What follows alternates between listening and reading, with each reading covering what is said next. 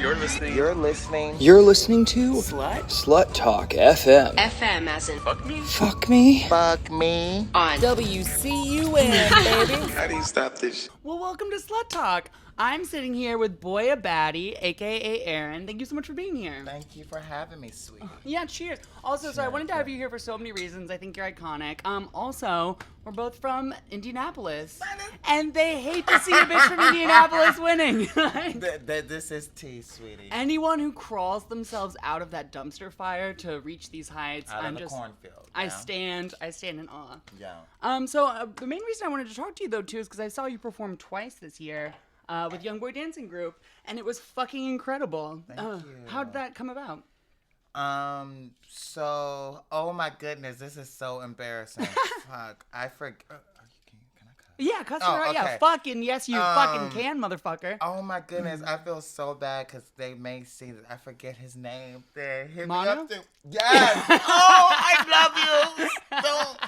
Yes, but he's been following me for a while, and I remember he messaged me during COVID, and he made this like video thing of me on YouTube. It was like 30-minute clip of like a few of my videos that they met. So we've always like was connected in that sense. And I remember he messaged me. He was like, "Hey, I'm going to be in New York, but in Jersey for this dripping festival. I've never heard of it." And he was like, "Would you like to perform with us?" And I was like, "Yeah, bitch." You know, I'm like, but it's crazy because like I don't like a lot of people know me from but I didn't know like what he does for a living. And I was like, I went on the page and I was like, oh, there's candles. There's like 35 gallons of lubricant. Yeah, I'm like, wow, okay. So I'm like, bitch, I'm down. And so he DM'd me, and then I was like, okay, I'm down, let's do it. And yeah, bitch, and we met like that Thursday of the festival for rehearsal. I met everyone. And for anyone who doesn't know, Young Boy Dancing Group is, I think they're based out of Berlin. Yes, they're wild. I kind of think of them as like the cutting edge of modern art in a lot of ways, but they do really wild stuff that mixes kind of more traditional dance with really extreme performance art and like body stuff.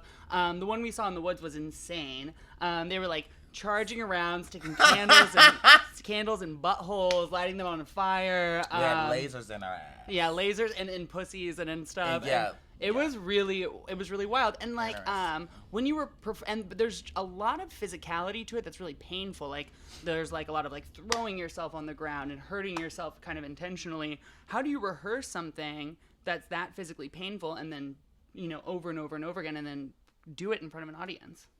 Which is so crazy, and I'm like, I was actually like grateful to meet them and collab with them.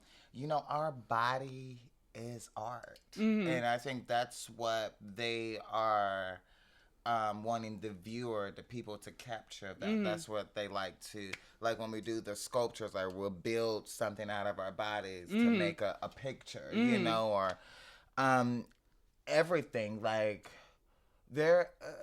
they are very, very unique, wild, and bold. I think they're just all artists, and they like to use the body and show that, and show, yes, the butthole and pussy can be used for dick, but also you can stick a candle and a laser in that hole and make a beautiful telling of art. Totally. Also, too, I mean, they do. It's interesting that the people that they pull, right? So like they do have traditional dancers, but then they have people from like who are models or would you think of yourself as a dancer? You have so much physicality. Are you a comedian? I think I'm a jack of all trades. I'm a unicorn, so I just don't like to like label myself in like one category. But yes, I am a dancer. I used to dance in fucking high school, and I dance like on my own, and But so yes, I like to dance. I love fashion. Hello. And I'm naturally funny too. I'm just naturally myself. So like I'm a unicorn. I can adapt. Just depends on like what's happening. I mean, and so much of dance or performance in general is just presence, and certainly like the people that young boy uses have that in spades. Whether they're coming from a background in fashion or modeling or traditional dance or comedy or whatever. Like, there's something about it that really works. And then also, too, there's something that, like, if you're not, like, someone who's been to, like, has never been in a professional dance school or, like, in a company or whatever, you kind of come at it with a little bit of beginner's luck, maybe, or, like, like an open-mindedness about, like, what dance can be. Yeah, and then, like, when I first met them Thursday, because I think we performed Saturday, if I can't remember, whatever, but we had rehearsal up until the show. And you met them all in the woods? All in the woods, sweetie. How iconic was that? But, they were very, like, just feel the movements. Like, make big movements, make small movements. Like, take your time. Not everything's move fast. Like, they were really opening and very welcoming, because I was like, this is my first time performing in this such a way. Like, I knew my hoe could be used for dick, but I didn't know I can put a lit candle at that, or a laser in, and that's kind. Yeah, no, well, I mean, and like, you're being silly, but also at the same time, that is a metamorphosis. Yes, like, they opened my eyes, so like that is like, wow. Mm-hmm. Did anyone get injured during, like, did any of the dancers get injured during it? I mean, there were some pretty intense stunts happening. Oh, sweetie. After the motherfucking performance in the wood, my body was, like, itchy because, we were... Do you remember the mud part and shit? Yeah. And I remember first off when we did the rehearsals, if you remember my part, it was like the mud pile, and I was like pushing people in the mud. And the mud was not made with water; it was made with KY jelly. Yes, and then mud and water, and like it was mixed. It was a lot of mud shit. And I remember during rehearsal, I was like, "Oh no, honey, I don't want to be like in that mud. I don't want to be muddy." So that was like when we was I was like pushing them in there. And then I was like at the end of the performance, bitch, I was still muddy. Were you weren't one of the people flipping their hair in the mud? Yeah, like, well, it was a scene where we was the water we was doing. Yeah. Yeah, honey, I was. I was like, oh my gosh, I still got muddy. But yeah, I had like, I guess I had like allergic reaction because I thought my body was red. Yeah. And I had like a couple. Yeah, I had a couple.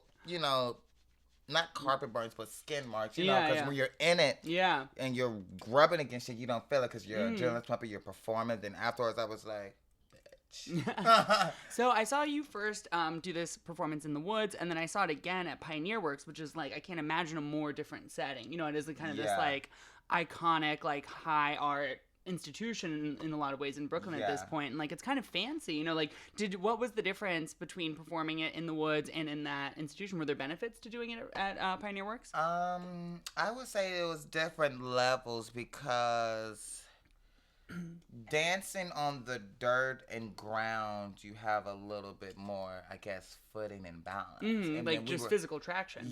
So then when we was on the concrete and we were dancing in fisting lube. And then, and before the fisting lube, do you remember Manu, his crazy ass, love you.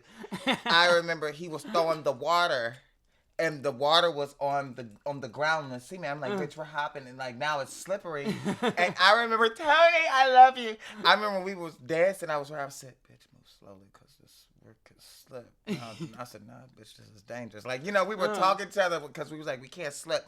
So, I mean, like, dancing on, like, it was, like, hard like this. It was, like, a little scary. Because of the water. And then we brought out the fisting lube, which was hella slippery. Yeah.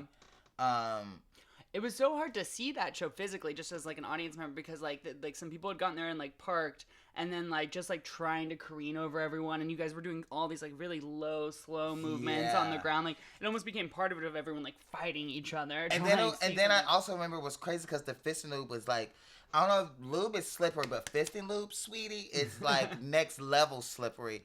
And I remember it was the part, when the candle was in my ass, we had to, and I remember I was trying to stick the candle in my ass, but my hands were so slippery, and I'm whispering because my head is like in the thing, and I was like, y'all have to do this. Like, someone's gonna have to stick the candle in here, and I can't fucking get it. And that's why I had to stick that candle in my ass.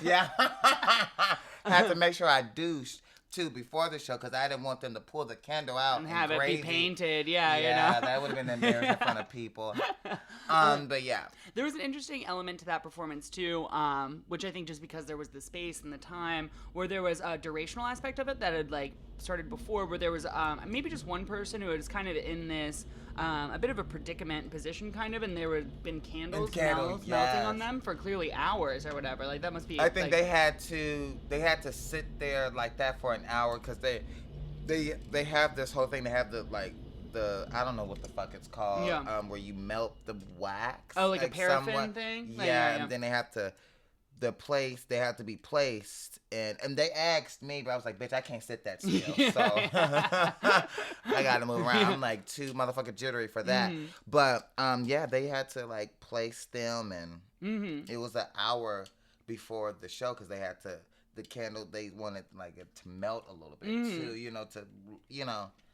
It's interesting to look at your videos and then think of it in the context of dance because you do a lot of like really physical shit. Like you're like climbing the fuck up like fences and like running over stuff and hopping. No. Guilty, yeah. And that's honestly all a part of like dance. Like I have control over my body, and also because I've done dance too. It's like dancing is that, and dancing. Are like dancers in general, performers are real athletes. That's what it's not like basketball. Like, I mean, I don't want to, like, we have to look good while performing. If there was an Olympics of like climbing a fence, I bet you'd be a contender. It's pretty, in my heels and a nice outfit. Crazy. Yes, sweetie. I always say like I'm an exotic athlete. Bitch. Yeah. So like with something like climbing a fence, there's like also just like it seems kind of like, especially if you're in heels and stuff, there's something that as a viewer like. That I also get from Young Boy, that's this kind of like expectation of pain and empathy. You know what I'm saying? Like, do you feel physical pain when you're engaging in those things? In the moment, my adrenaline is pumping. Like a lot of my content, I'm a very free spirit. Like, if people like really like watch my content and is in depth and is invested in what I do, I'm so free. Like I'm free with what I wear, what I say, and what I do. Like and I love what I do.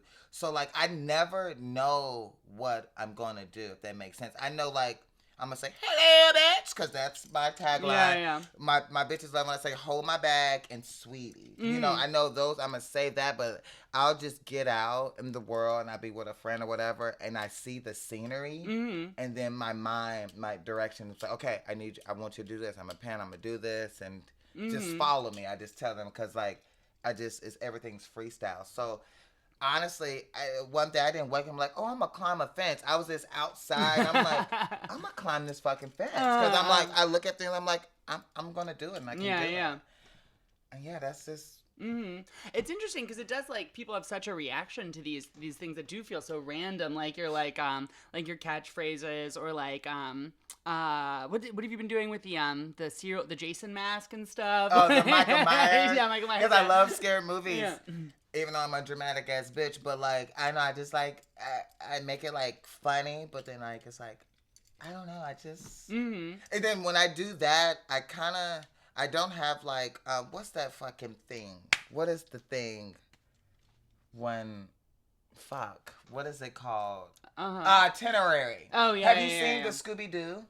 But when I done Scooby-Doo with the mic, so like with that, so like on your videos, I don't know, maybe I feel like I gotta show you afterwards. This bitch ain't seen Scooby-Doo. No. Is it like the meddling kids? Yes, yeah, of course, and then with Michael Myers, so like usually when I collab with people, I'm still very freestyle, but with people, it's like more work. I gotta have like some type of itinerary. Like I'll tell them like everything's freestyle, but we'll have like a structure. Okay, this scene we're gonna do this. Yeah. Because then more people, like, if it's just me by myself, I'm just... I can see that, too. Also, I mean, like, when I interview people, like, obviously it's just the second one for, like, this kind of setup, but, like, before, like, people, like, want to, make a plan, hash things out a little bit, or, like, say, like, do not talk about this or talk about that, and you're kind of, like, you just, like, immediately walked in and, like, went right over here. You're like, bring me some wine. Yes, I'm like, bitch, you asked me wine, I said, honey, wine. When I sat down, I kind of felt like I was getting penetrated without Lou. I was like, okay, we're doing it now. Yes, yeah, no, that's how I am. I'm just like a bitch that's like, I just dive in. Because I feel like, also, for me, that's why I feel like, for me, my content, who I am, that's why I feel like I'm so great, because it's not...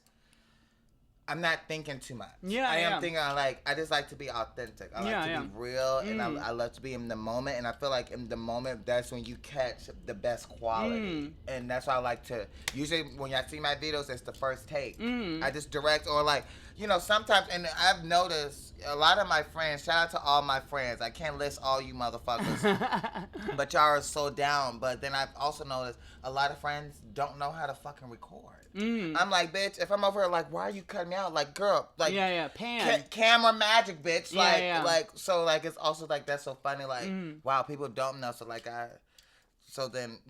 but it's just funny. Yeah. It's just so funny. And it feels like Young Boy Dancing Group does kind of, I forget even what that's called exactly, but when you kind of like have free association choreography, it's like, okay, and then we'll bring in the lube, and it feels kind of random in that same way. But like when you're executing a performance like that, especially because you have to have an itinerary at least, and even if there's moments of freestyle, like even if you decide to start doing something different when you're jumping rope or whatever in the middle of the performance, like, you still have to have an itinerary. Was that difficult for you to like transition your performance style into something that wasn't fully off the rails? So what's so crazy is I'm glad you brought that up, because performing.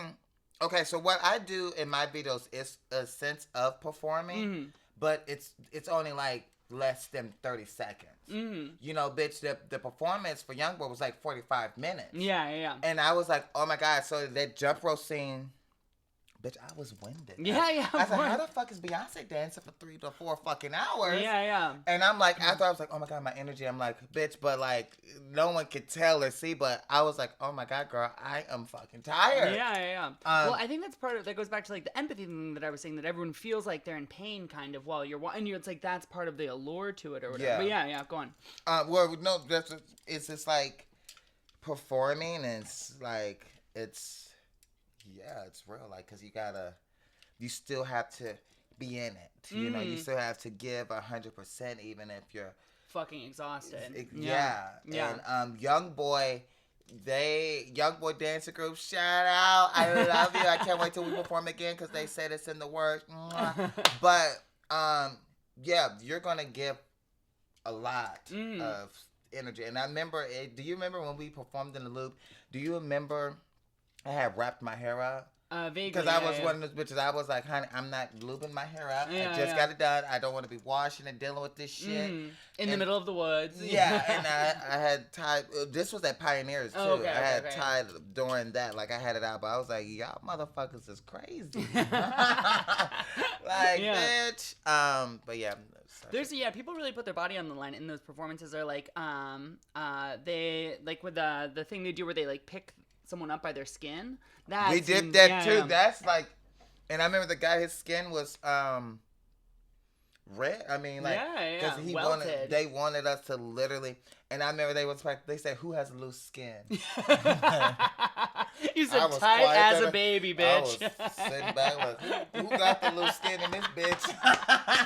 That's honey. When that question's asked, do not raise your hand. Yeah, like, and also I'm very glad that they weren't upset, because I'm a very blunt vocal person, because I was telling her, I was like, honey, I don't want to be in the mud. Yeah. And that's why I was the pusher, but I still ended up muddy, but they were more muddy. I was like, honey, I don't want to do that. Yeah. I don't want to like put the lube in my hair, but I'll perform with y'all. But I'm also glad that they're creators and they're open, they're adapting to make everyone comfortable. Because some people are just like, who gives a fuck, bitch, you're going to do it, you know? And it's like, well, there's a sense of collaboration and stuff, and that, like, and that's kind of what makes it work, right? Is that, like, everyone's bringing their own thing. So, like, you're like, this kind of, like, you know, like, this kind of performance art, and stuff, and, like, and, you know, I think that it seems clear that you, like, think of your videos and stuff as, like, little mini performance pieces and stuff. I think generally people might see one as kind of, like, more mainstream or, like, kind of accessible culture, and one is more, like, prestigious, or, like, you know, as dance and, like, performance art is, like, more canonized or something. Do you see a conflict there, or do you want to push back on that assumption? No, I don't feel like, I don't put too much thought in what I do. I'm very grateful for the joy, the natural joy that I spread, because there's a lot of creators that, I mean, just not even content creators, like creators in general that are not creators because they're trying to be something they're not, or they see the hype or whatever. So for me, I'm doing what needs to be done to spread my joy, because it starts with me first, you know, and then that's how I'm able to touch others around the globe. Shout out to the motherfuckers around the globe. Every single one. So like, no, I don't put too much thought into what I'm doing, because to be honest, I started my content and I was dancing with a young boy dancer group, people in Berlin I've never heard of. So I don't put too much. I just need to love what I'm doing. I need to do what I'm doing, and the doors are going to open. Yeah. Period. Yeah. Well, yeah. It almost sounds like it's is this like a spiritual thought of yours at all, about like manifesting, or just kind of like just manifesting, spiritual, but just also believing. Like, I would not be here today right now if I did not believe and love myself. Yeah. Confidently. And I'm gonna keep spreading this pussy accordingly and selling candles, it. Yeah, selling it right. Lasers. Period. Who knows what's next? Yes. I mean, who knows? Could be champagne from caviar and champagne. Stuff it up there, baby. Right. Seriously. Well, also, okay, so I have a couple sexcapades for us to listen to today. And so these are sent in by friends of the show, or listeners, or people have reached out a little bit. If anyone listening would like to submit one, please email your sexcapade in voice note form to sextalkfm@gmail.com. Here we go. Let's listen to the first one. Another story is one time I was taking the train back home from West Hollywood. And as I was transferring in downtown LA to my next train to, make the trip up to Pasadena, I'm not the most social person when it comes to the general public, but I remember standing in the train and locking eyes with this Filipino, very attractive guy on the train, and I caught him staring at me, and I was like, okay, whatever, like, people stare at me on the train all the time. And so I glanced over again, still staring, and I was like, oh, okay, like, I'll give a quick smile to be friendly. I looked back a third time, and they were hard glancing at me, then lifted up an eyebrow, and I was like, oh, okay, this is very clear signaling that's happening here. I'm not going to entertain it, because I've never just, hooked up with anyone on the train, let alone someone from the general public. But ended up, locking eyes again, gave me the eyebrow, a little bit of bite lip, opened his legs just a little bit. There was nothing showing, but I was like, oh, this man is signaling something. So finally his stop came up, and I saw him walk out, and I ended up walking out myself as well, and said, you know what, okay, we're gonna do this. And I felt very DL in the situation, although like I wasn't DL. And we ended up, I walked a couple paces behind him, because I was like, okay, I don't necessarily want to interact yet. We went up to the street level, and then as we were going up the escalator, I stood a couple steps behind him, and he ended up, grabbing me. We ended up feeling up each other on the escalator. We were the only people on the escalator. And we went to like these dark stairs that were somewhere in downtown LA. I couldn't tell you where. And he ended up giving me a blowjob. He had lube in his bag. I put on a condom. Prepared. We ended up having sex there on the stairs. And it was very hot. Just impromptu sex session. And I came, he came. It was probably one of the most interesting settings that I've had sex in, especially when you have cars zooming by. But you know what, fuck it. So yeah, I love it. I love the sense of adventure in that, and I have never cruised someone on the train like that or anything. Have you? No, I will say this. I was sitting on the train, and I feel like it's also, I don't know what this person looks like, but I feel like it's different for the girls, you know, because I'm an exotic bitch, and I was on my way to work, and I had my heels on. I'm always dressed cunty. I know I'm looking like a little lesbian today, but but I had on my heels. I had on my tights. I can't remember, but I remember this guy. I walked up the steps, and I felt this guy, and he looked, and I looked, but I like kept walking, and I sat down, wait for the train, and then I got on the train. Well, I walked down. You know how like you pick like what slot you want to walk in, yeah. and he walked in my slot, and I sat down, and he sat across from me, and he was looking, and I was like, oh my gosh, I think he's like trying to hit it. and I can tell he's down low, but I'm like, bitch, I'm on my way to work.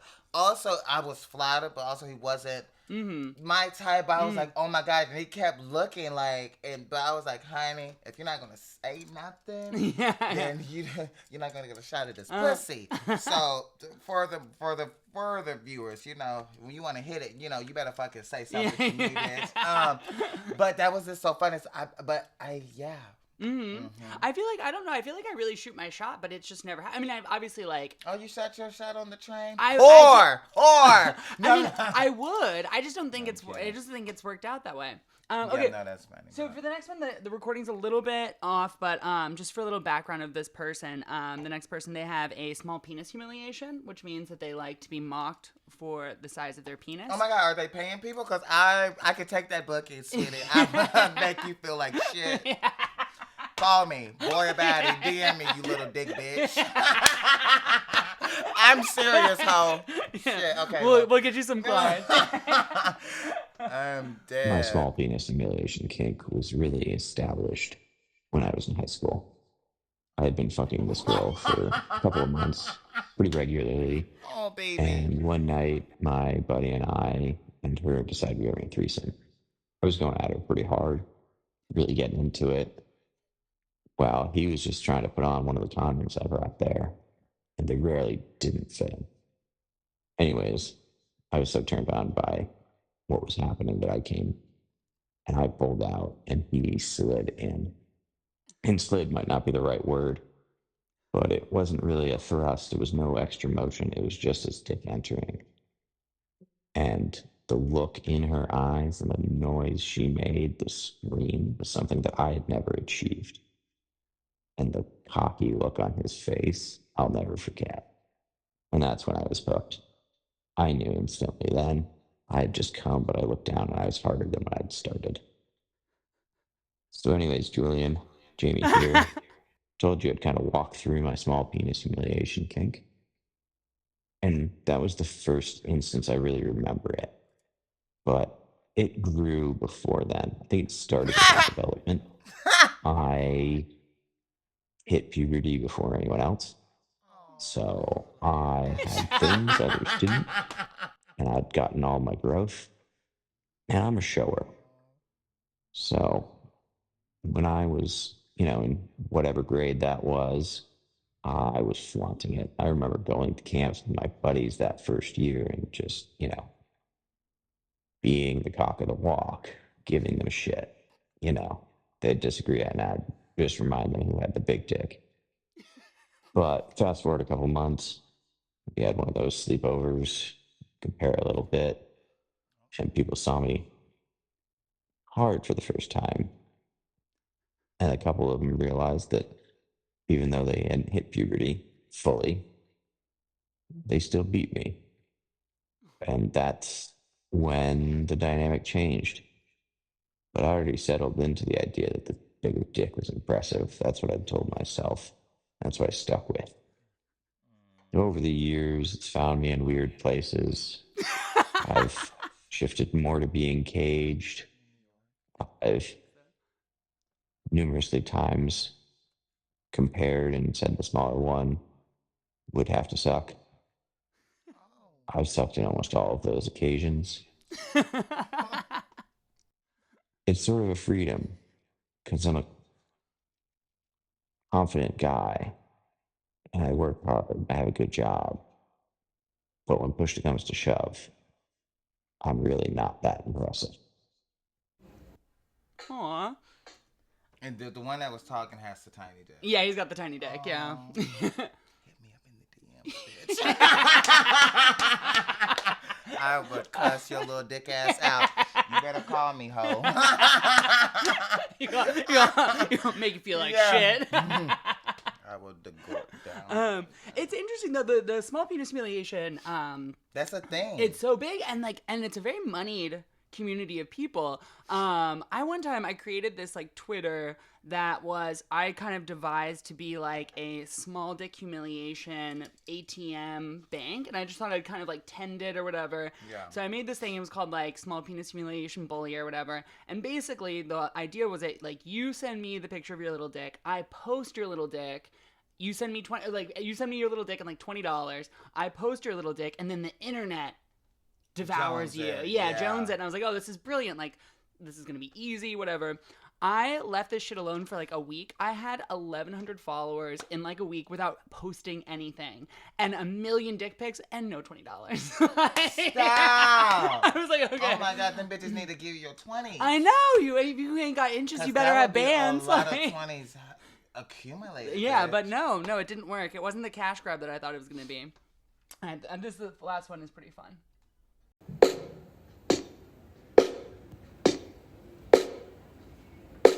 Oh, okay. I thought he was slapping his dick against the goddamn I said, what the fuck is going on here?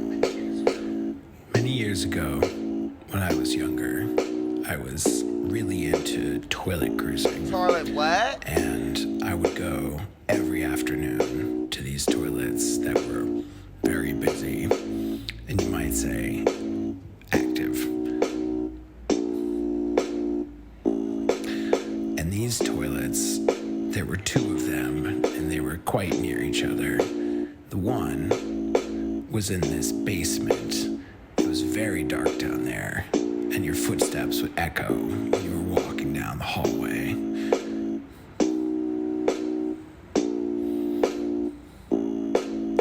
Well, one day I went in, and I was standing at the urinal, stroking myself, waiting for someone to come in. And this guy comes in, and he was really, really hot. And he comes up and stands at the urinal next to mine.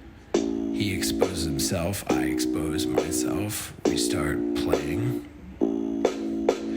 Then we reach out and touch each other, stroke one another in the toilet in the basement. Then he does just the sexiest thing that has ever happened to me in my life.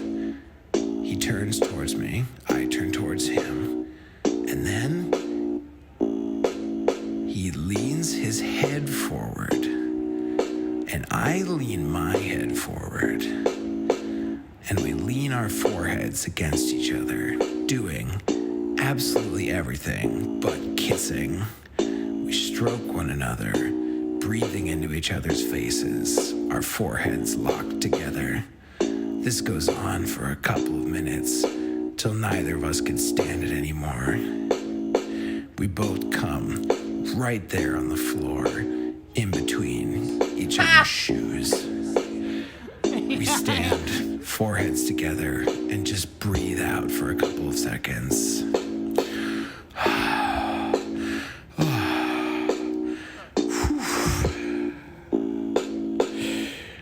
Then I say, that was really cool. Do you want to get lunch? He says yes. We go upstairs, eat lunch. We became friends for many years.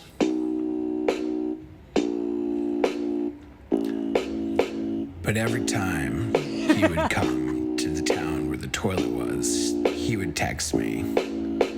He wouldn't tell me the time, just that he was coming, and I had to guess.